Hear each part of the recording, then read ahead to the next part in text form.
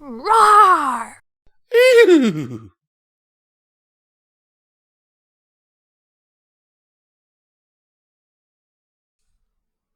A night in a carousel. After about 5 minutes of walking, Stephen, Spike, and Rarity came to the doorstep of a large and vaguely carousel-shaped building. Welcome to my door, Stephen, said Rarity, as she pushed open her door. At first it was dark. A blue glow appeared around Rarity's horn, and several lanterns lit up around the room, revealing a wide open and spotless dress shop with gleaming white tile floors. Highly decorated pink walls and white ceiling bounced all the light from the lanterns and illuminated the entire room as bright as day. Numerous dresses dangled from hangers and across several racks on either side of the room. This is a nice place, said Stephen. This is the storefront of my business, said Rarity. Follow me, if you will. She continued to walk through the store with Spike close to her side. Stephen employed his peripheral vision to follow them as he looked over the many brightly coloured clothes, some of which sparkled from what appeared to be various rhinestones that were sewn into them. Stephen followed Rarity and Spike back to the back wall of the store, leading into a large but simple kitchen with a predominantly blue colour scheme. Through an archway in the back of the kitchen was a flight of stairs. The last time Stephen tried to climb equestrian stairs was 2 nights ago. It wasn't easy then, and it wasn't likely going to be any easier now. Getting 4 legs and interverted knees to work together was already difficult enough, to make him clumsy in this body. But when Stephen saw Rarity effortlessly prance up the stairs, he assumed it was just something that had to be learned and practiced. Spike wasn't far behind Rarity, but when he got about halfway up the staircase, he turned around to face Stephen. What's the matter, Stephen? Stephen responded by thinking out loud. My mind is playing tricks on me. All I have to do is lift my legs up and put them down. Still convinced this isn't real, huh? I still got a few days before my bet with Twilight comes to fruition, Stephen said, putting his left front hoof on the first step. With a nervous breath, he put his other front hoof on the second step, then his back left hoof on the first step. He knew that this wasn't the correct order when he tripped over to his left and leaned against the wall. He put the back left hoof back on the floor and tried the back right hoof on the first step. His balance maintained, and now he knew what the correct 4-legged walking pattern was for stairs. Now all he had to do was remember it. Spike came down the steps. If this isn't real, then you probably wouldn't feel this. Spike wet a claw in his mouth. Don't you dare! Ah! Stephen yelped as he tripped over when Spike stuck the claw right into Stephen's ear, giving him the sharpest wet willy he'd ever experienced. I didn't think you could feel a wet willy in your dreams. Spike giggled. Getting to his feet, Stephen opened his mouth to retort, only to realise that he didn't know what to say. With no real knowledge or previous experience, he had no precedents for which to base any assumptions, so he settled on, Sometimes. Can you feel this? Spike asked and tickled Stephen's side. Stephen snorted and cringed and fell over. Stephen's ability to focus had been waning, as he could no longer afford the patience to deal with jealous, mischievous dragon. Stephen stopped himself from giggling just long enough to shout angrily, Yes! I feel it! Now quit that so I can focus on climbing these stairs! Spike started laughing, but stopped and Rarity's voice chimed in from the top of the stairs. Spike, would you come here, please? Coming, Rarity! Spike skipped up the stairs all too enthusiastically. Stephen sighed out of both relief and contempt. He didn't want Spike impeding his efforts anymore, but still, Spike could have helped him up the stairs. But apparently it was more important that he get to Rarity before Stephen. About halfway up the stairs, Stephen finally got the rhythm of his legs running smoothly, and the second of the climb wasn't nearly as difficult. However, that didn't make the ordeal as wholly less taxing. When he got to the top, he had to sit down and catch his breath. Are you alright? Rarity asked. I'm just a little tired. Be sure to let me know if you need anything then. Anyway, welcome to my inspiration room. This is where the magic happens. Examining the room, he finds Spike was in the process of setting up a sewing machine atop a fabric-littered workbench. The rest of the room was just as large as the kitchen, but not nearly as tidy as the rest of the house. There was a writing desk with papers and drawings littering not only the surface but also the floor around it. Pencils, measuring tapes, ribbons, glitter fabrics, tools, everything a seamstress might need was covering every flat surface. It certainly looks like everything has its spot. I call it organized chaos. Rarity replied with a smile. Stephen noticed in the middle of the left wall there was a large bed with the bright red comforters that were covered in lace and sewn with very elegant designs. Silk and lace-thrown pillows decorated the base of its headboard. A sleeping cat lay curled up and sunken into one of the pillows, confirming to Stephen that the bed was as comfortable as it looked. Stephen's head started getting light and his vision blurred. He wondered if it was possible to fall asleep while already dreaming, and was about to try when Rarity tapped him on the shoulder. Oh my, you don't look well at all, she said, looking him over. Spike, please fetch us some tea for tonight. Coming right up. Spike said before sprinting back downstairs. Rarity prompted Stephen to get to his feet by sticking her head under his neck and lightly pushing up. Once upright, she made sure he was stable and asked, Are you sure you are alright? I'll be fine, don't worry about me. Said Stephen. If you insist. Rarity said with a dash of concern in her voice. Well, when you're ready, please join me at the sewing table. Turning around, Rarity walked towards the workbench with the assorted fabrics. Stephen followed suit. What type of dress are you making tonight? Rarity's mood shifted slightly. It's a wedding dress for a local bride-to-be, she said with a sigh. Rarity continued talking, but Stephen lost his focus and zoned out. He shook himself to his senses when he noticed Rarity waving a hoof in front of his face. Huh? You know it's rude to ignore someone while they're talking to you. I'm sorry. Since I've been having these dreams, I wake up feeling like I haven't slept. Imagine doing that 4 days in a row. I will let it slide since you're tired, but do try to stay focused. Spike should be up soon. Tea always helps me when I'm pulling an all-nighter. Stephen shook sleepiness out of his head once more. That's good then.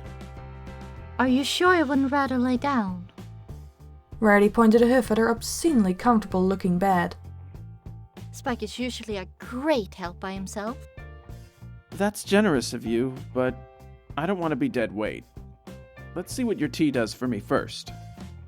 I admire your intensity, but I will be sure to go easy on you nonetheless.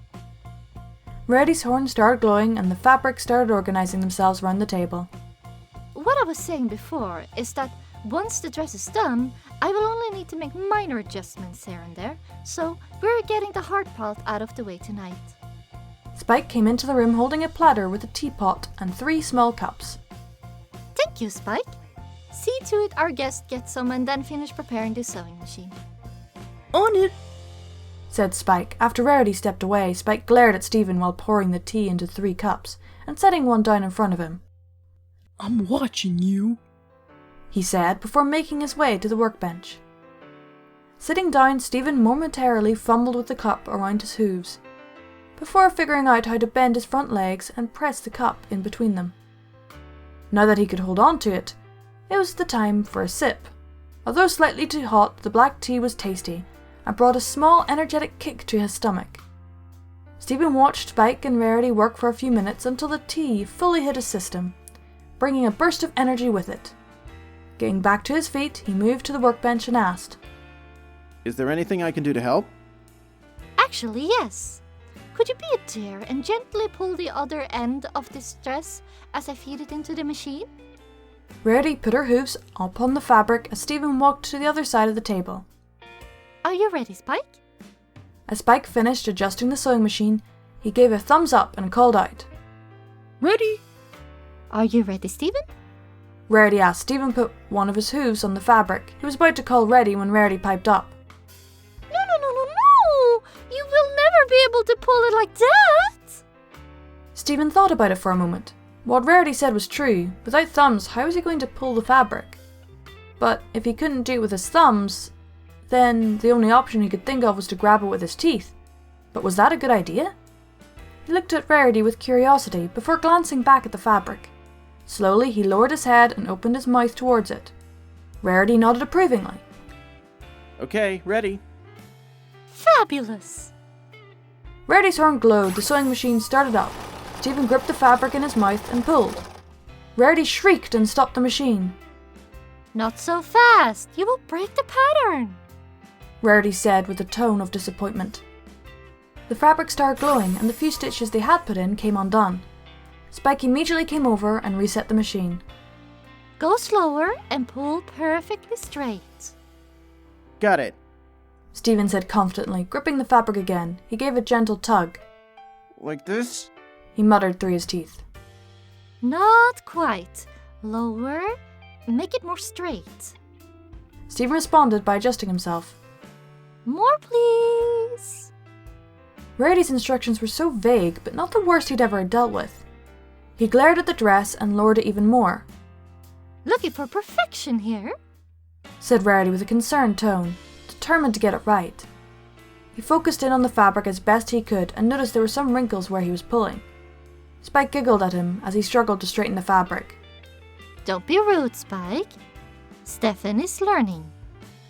Spike scowled at Stephen, who ignored him and adjusted his grip on the fabric again. How's this? Closer, but not quite. Spike laughed at Stephen again, earning a scolding glare from Rarity. Spike immediately sent the same glare to Stephen, silently implying that this was somehow his fault. Stephen would have taken the issue with Spike's vengeful glare, but Rarity's dress was becoming like a customer service call. He barely had energy or patience enough to deal with work or the characters he worked with while he was awake, much less while dreaming. Feeling the exhaustion and stress return at the same time, he suppressed the frustration and turned to Rarity. May I have some more tea, please? Certainly, Stefan. Rarity said as the teapot and his cup levitated to the workstation. After being served, Stephen sat down, clasped the cup in his hooves. Drinking it down, he relaxed enough for a thought to enter his mind. Spike has thumbs. Wouldn't it be easier if he held the fabric?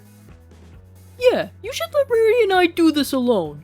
Your clumsiness is slowing us up. Spike, you're being rude again. After Rarity's scolding, Spike shrank back in his place.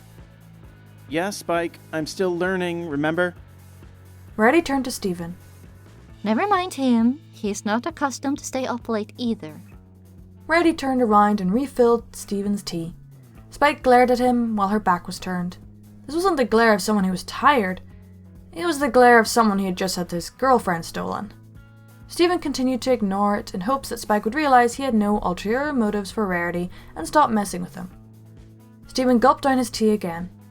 Let's try this again. Feeling slightly more energized. This will go by fast if Spike sets up the machine. I watch the pattern while operating the machine, and you guide the fabric, Stefan. But in order for this to work, we must be harmonizing with each other. Alright, gentle coats? Spike looked over at Stephen jealously, still in his eyes. Stephen shot back a squinting glare of irritation. Then they both turned to Rarity with resigned yet sincere expressions and nodded in agreement. Wonderful! Now, Stefan, if you're feeling well enough, could you grab the dress, please? Stephen gripped the dress again and gently pulled it down. Like this? He muttered through his teeth. Rarity sighed. Close, but now you're pulling it too low. Stephen heard Spike mutter to himself. Wow, dude, you really stink at this. Allow me to assist. Rarity set all fours on the floor and trotted to the other side of the table. After positioning herself perpendicular to Stephen's body, she hooked two hooves over his shoulder. Stephen almost made a comment on personal space, but he realized this was very proper and professional-mannered pony that would only get this close if necessary. However, Stephen could tell by Spike's leer of jealous rage that he had not yet figured this out. Grip the fabric, please. Rarity said. Stephen obliged and bit the dress. Rarity used her hooves to push Stephen's head into position. Can you hold your head here? Mm-hmm. Stephen muttered.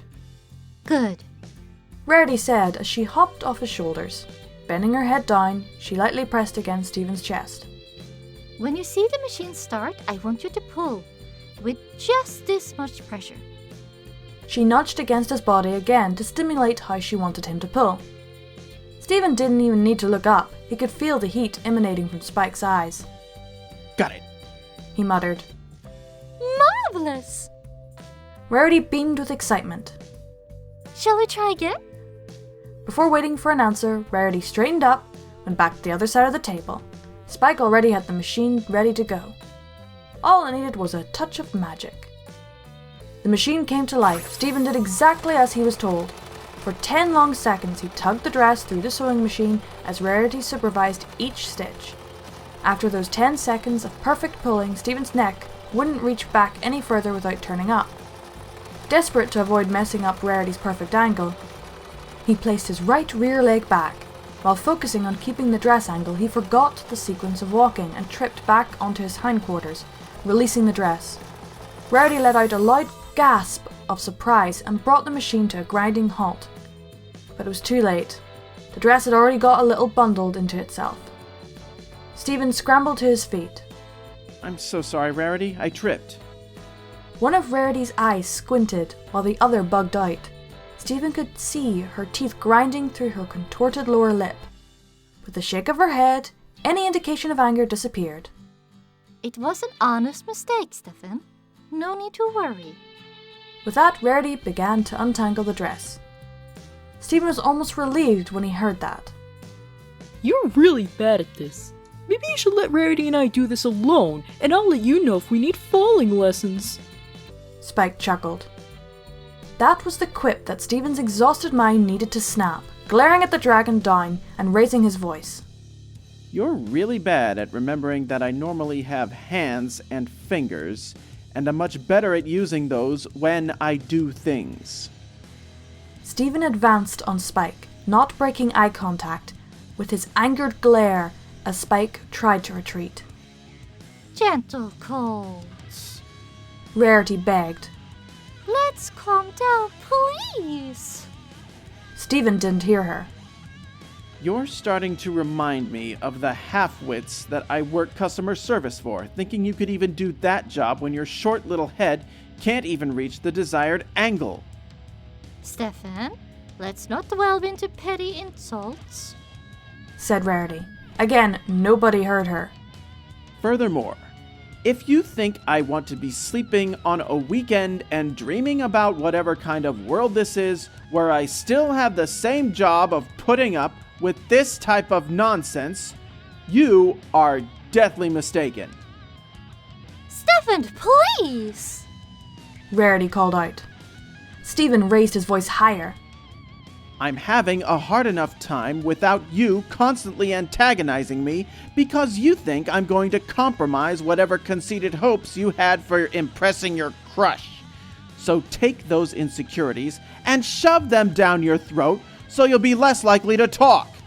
Because I already have a girlfriend and I don't find Rarity attractive in the first place. Stephen embraced the taste of sweet verbal victory. The only thing that could have made this better was if it were Damien giving him the wide-eyed look of speechlessness that Spike was giving him now. But then Spike came onto his tiptoes and peered over Stephen's shoulder. Stephen was curious as to what had Spike's attention, until suddenly a light, painful squeak came from behind. Then another, slightly more audible squeak was followed by a full-blown whimper. Stephen's heart sank to his stomach. He felt his pupils shrink inside his eyes as he turned his head around the same way he had turned to meet the Timberwolves. Rarity was standing stiff and still, but her eyes had welled up and her mouth was quivering frown. She sniffled and stuttered, before closing her eyes and lowering her head. There was a moment's silence before she raised her head back up, her eyes only halfway, and she was avoiding looking at either Spike or Stephen. Well then, now that you've gotten that off your chest, we can go back to work. Please? Rarity turned to face the workbench and started half-heartedly releasing the dress from the sewing machine's clutches. She seemed lost in thought as she used her teeth and hooves to undo the botched stitching. Rarity? Are you alright? Stephen asked. I'm fine. She said shortly. Spike approached the workbench and reached for the machine. Here, Rarity, let me help you. Rarity bent down her head to shove Spike away. No, Spike. You've done quite enough. Take a break for now.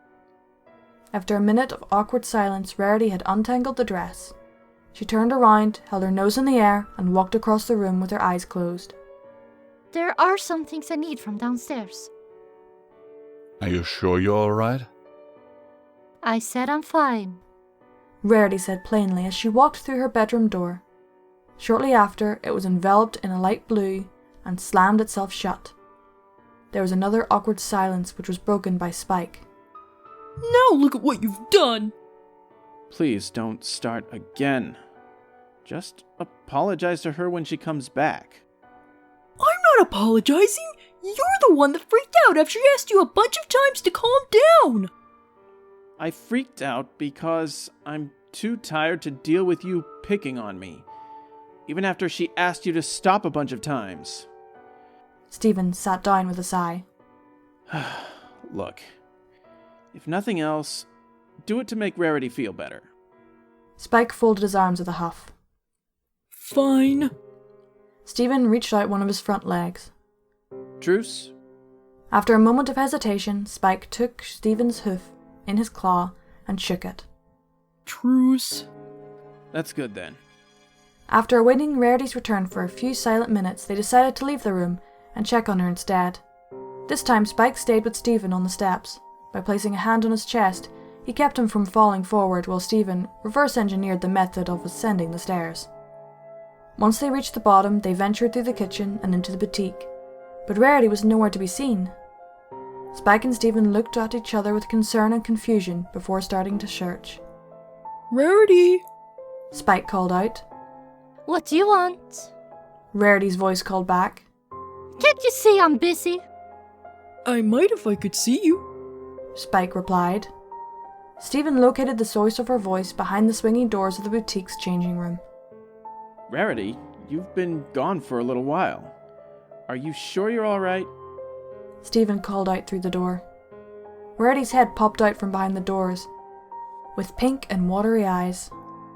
I told you I was looking for something.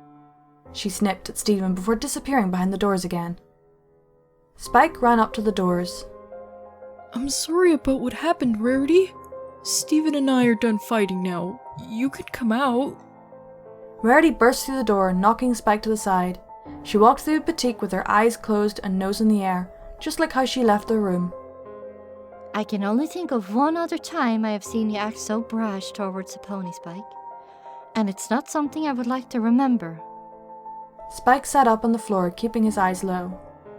As for you, Stephen. Stephen perked up at the mention of his name. Rarity had turned around and was talking towards him.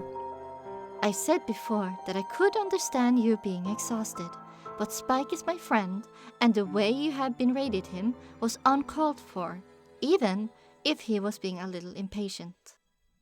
If Stephen had known Rarity would be offended by his retaliation of Spike, he wouldn't have shouted at him. I'm sorry. I didn't mean it.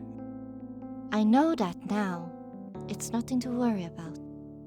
She said shortly as she made her way to the other end of the room, where she climbed into an extravagant red couch. Her face sulked as she laid her head on the pillow. There was a long, silent pause, where Stephen and Spike exchanged confused looks. If she wasn't upset about their behaviour anymore, why was she still sulking? There's something else on your mind, isn't there? Stephen nervously asked after studying her expression. Certainly not. Rarity tried to lie. Then why are you still sulking? It's nothing you should concern yourself with. I won't pry, but do you think you can do a good job on this dress, even if you're feeling so down? I just need a few minutes to calm down. We said we were sorry.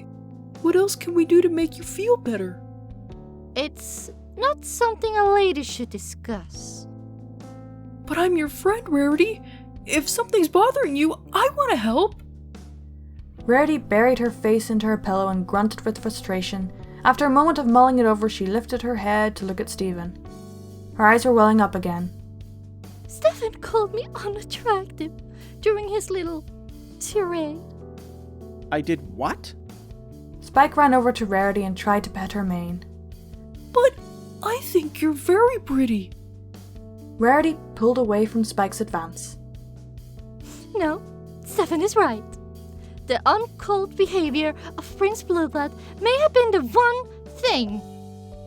But Stephen is much more down-to-earth stallion, so why else would he say it if it wasn't true? But that's not what I said. Stephen spoke up, moving closer to Rarity. Even so, why would you think that of yourself just because of me? Why else would every pony in Ponyville, except me, have a special Some Pony for Arts and Hoops Day? When will I get to burst into Some Pony's dress shop, frantically searching for a wedding gown? Stephen realized that on top of the insult, he'd also managed to tap into a deeper insecurity and smash it with verbal sledgehammer. Something like that usually takes concentrated and deliberate effort, making this an extraordinary failure. I should just accept my fate of growing older and uglier in this lonely boutique as I watch all of Ponyville find love without me. At least my boutique will be steady with all the dresses I will be making. Stephen was at a complete loss for words.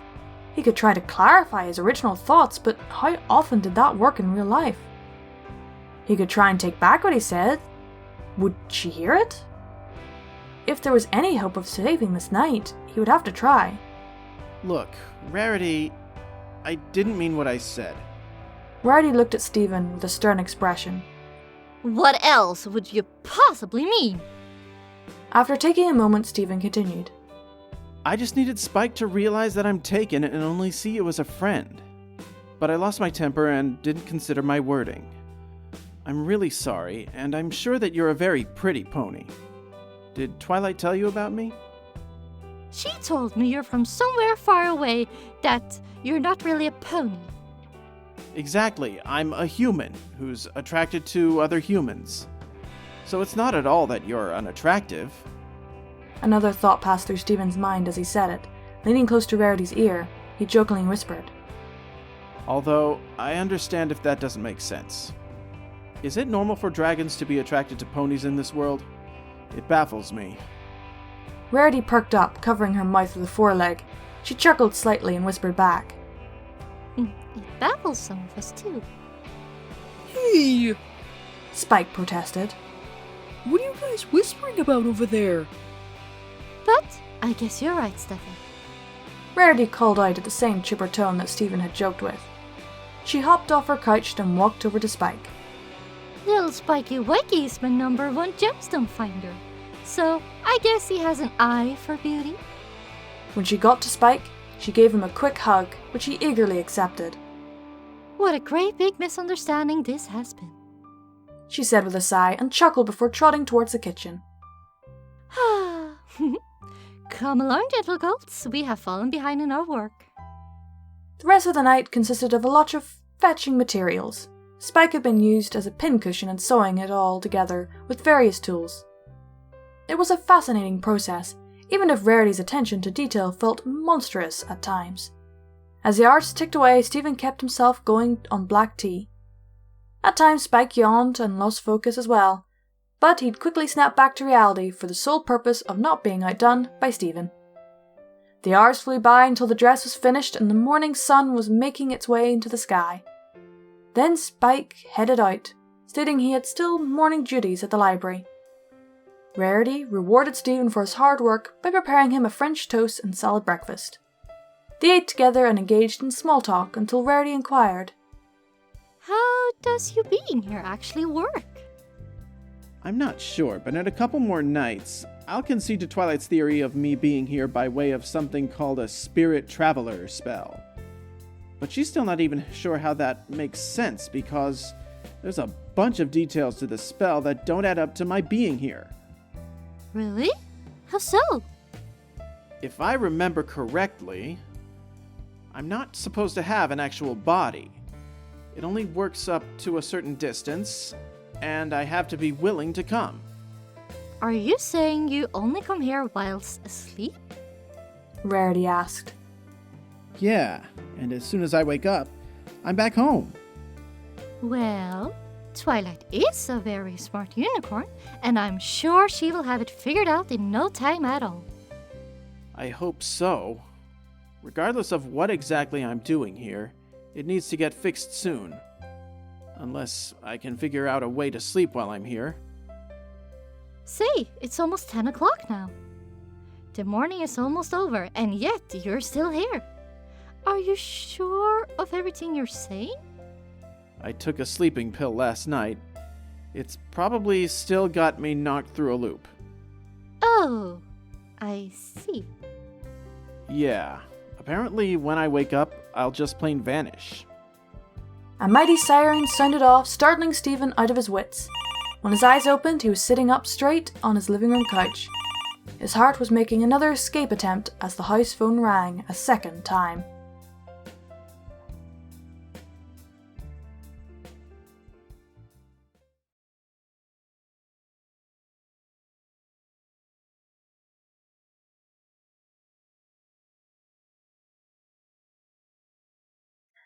And a howling thank you to my Patreons.